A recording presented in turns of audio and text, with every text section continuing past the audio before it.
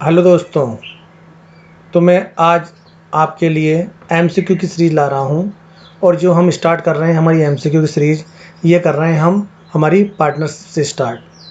तो हम जितने भी पार्टनरशिप के एमसीक्यू होंगे हम वो पूरे इस video by video part 1, part 2, part 3, तो ये आपके लिए मैं पार्ट 1 का वीडियो लाया हूँ।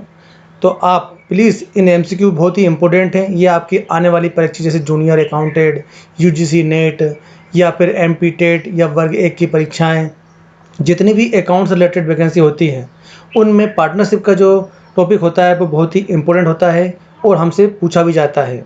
और जो हमारे बीकॉम 12th क्लास के स्टूडेंट हैं उनके लिए भी ये बेनिफिशियल रहेगा। तो चलिए वीडियो में आगे बढ़ते हैं और हम अपनी एमसीक्यू सीरीज स्टार्ट करते हैं। Let's go. सबसे पहले आपको पहला जो एमसीक्यू है वो ये है, निम्नलिखित में से साझेदारी फर्म की अनिवार्य विशेषता क्या है। हमारी जो निम्नलिखित में से साझेदारी फर्म की अनिवार्य विशेषता क्या है, और जो मेरे मित्र इंग्लिश में वो भी पढ़ सकते हैं कि इसेंशियली फीचर क्या है। देखो, निम्नलिखित में से साझेदारी फर्म की अनिवार्य विशेषता नहीं है। हमको ये जो पूछा गया है वो पूछा गया है कि आपकी इसकी विशेषता कौन सी नहीं है। तो हमें ये देखना है कि कौन सी इसकी विशेषता है और कौन सी इसकी विशेषता नहीं है। तो देखो, पहला दिया है हमें कम से कम 2 व्यक्ति। तो ये तो हमने पढ़ा है पार्टनरशिप फर्म में कि पार्टनरशिप करने के लिए कम से कम 2 व्यक्ति का होना बहुत ज़रूरी है। 2 व्यक्ति का होना तो बहुत ज़रूरी है। तो ये तो इसकी विशेषता है। सभी साझेदारों के मध्य ठहराव, सभी साझेदार जो हमारे ऑल पार्टनर हैं उनके बीच में एग्रीमेंट होना भी ज़रूरी है। उनके बीच में एग्रीमेंट होना भी ज़रूरी है। तो ये भी हमारी क्या है, विशेषता है, हमारी कैरेक्टरिस्टिक्स है। देखो, लाभ हानि में समान हिस्सा, और लास्ट दिया है साझेदारी ठहराव किसी व्यवसाय के लिए। और जो हमारा बिजनेस जो एग्रीमेंट होना चाहिए, वो किसके लिए होना चाहिए, बिजनेस के लिए होना चाहिए। ये भी इसकी विशेषता है। इसका मतलब जो सी है, लाभ हानि में समान हिस्सा, क्योंकि हिस्सा जो है लाभ हानि समान हिस्सा इसकी विशेषता नहीं है। हिस्से डिफरेंट भी हो सकते हैं, ऐसा नहीं कि समान ही हो।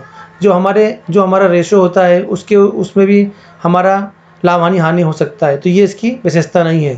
तो इसका राइट आंसर क्या है, सी, लाभ हानि में समान हिस्सा साझेदारी फर्म की विशेषता नहीं है। चलिए नेक्स्ट में, दूसरा हमारा जो है, साझेदार की दशा में किसी एक साझेदार के कार्य से कौन साझेदार बाध्य होता है। मान लो एक साझेदार कोई कार्य करता है तो उससे कौन सा साझेदार बाध्य होता है, इसके बारे में हमें बताना है। Which partner from the work of the one partner in the event of the partnership are you bound. तो देखो, पहला जो है हमारा, केवल वही साझेदार बाध्य होता है जो करता है काम, वही करता है। सेकंड है, सभी साझेदार बाध्य होते हैं।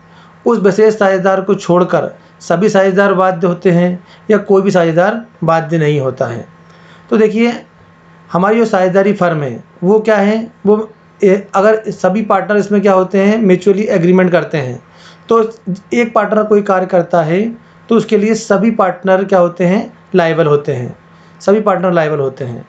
तो इसके लिए जो क्योंकि इसका क्या है, ये पार्टनरशिप एक्ट जो हमारा कहता है कि अगर कोई एक साझेदार कोई कार्य करता है तो उसके लिए सभी साझेदार लायबल होते हैं। तो इसका आंसर क्या है, सभी साझेदार बाध्य होंगे। अगर एक साझेदार कोई कार्य करता है तो उसके लिए हमारे सभी साझेदार बाध्य होंगे। तो इसका आंसर क्या है, सी इसका आंसर है। सेकेंड, थर्ड हमारा जो है, साझेदारी फर्म में साझेदारों का जो दायित्व होता है वो कैसा होता है। साझेदारों का जो दायित्व होता है वो कैसा होता है, देखो, संयुक्त होता है, मतलब जॉइंट होता है क्या। दूसरा, जॉइंट और पर्सनल होता है, संयुक्त या व्यक्तिगत होता है। या तीसरा, व्यक्तिगत होता है या लिमिटेड होता है। तो हम पढ़ते हैं, पहली बात तो जो है कि साझेदारों का जो दायित्व होता है वो क्या होता है, असीमित होता है। क्या होता है, असीमित होता है। तो पहली बात तो वो क्या होता है, जॉइंट भी होता है, क्योंकि एक कार्य के लिए सभी साझेदार लायबल होते हैं, और वो साझेदार जो कार्य करता है उसके लिए वो स्वयं भी पर्सनल भी लायबल होता है। तो इसका आंसर क्या होगा, इसका आंसर होगा हमारा संयुक्त एवं व्यक्तिगत रूप दायित्व होता है। साझेदारों में साझेदारों का दायित्व क्या होता है, संयुक्त भी होता है और पर्सनल भी होता है। तो इसका आंसर क्या है, इसका आंसर है हमारा बी। ये हमारा एमसीक्यू में गलत हो गया है, थोड़ा सा, बी, सी और डी। तो इसका आंसर क्या है, संयुक्त एवं व्यक्तिगत। चौथा है, साझेदारी संलेख के अंतर्गत जो हमारी पार्टनरशिप डीड होती है, पार्टनरशिप डीड में अंतर्गत समझौता होता है, एग्रीमेंट जो होता है वो साझेदारों के मध्य होता है, फर्म एवं अन्य पक्षकारों के मध्य होता है, फर्म एवं साझेदारों के मध्य होता है, या साझेदार या अन्य पक्षकारों के मध्य होता है। देखो, जो अब हमारे साझेदारी संरचना जो पार्टनरशिप डीड में जो एग्रीमेंट होता है वो किन के मध्य होता है, वो साझेदारों के मध्य होता है। क्या होता है, बिटवीन द पार्टनरों के बीच में होता है। तो इसका आंसर क्या है, इसका आंसर है हमारा ए। तीसरा जो 5वां जो हमारा क्वेश्चन है, साझेदार फर्म में जो नाम मात्र जो नॉमिनल नाम मात्र का साझेदार निम्नलिखित में से कौन है। देखो, which of the following is a nominal partner in the partnership firm, जो प्रबंध में योगदान करता है, जो फर्म में पूंजी लगाता है किंतु प्रबंध में योगदान नहीं करता है, जो फर्म में पूंजी लगाता है किंतु प्रबंध में योगदान करता है, जो फर्म में केवल अपनी ख्याति बेचता है। तो नॉमिनल अकाउंट जो नॉमिनल साझेदार वो साझेदार कहलाता है जो सिर्फ जो फर्म में केवल अपनी ख्याति बेचता है। तो इसका आंसर क्या है, इसका आंसर है हमारा डी है। जो हमारा ए बी सी और ये डी है।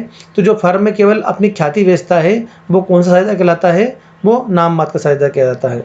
थैंक यू वेरी मच आपने वीडियो देखने के लिए। तो मैं आपके लिए ये पार्ट 1 लाया हूँ। मैं नेक्स्ट आपके लिए पार्ट 2 पार्ट 3 में ऑल जितने भी पार्टनरशिप के MCQ इंपॉर्टेंट MCQ हैं हम उन सबको कवर कर लेंगे। Thank you very much.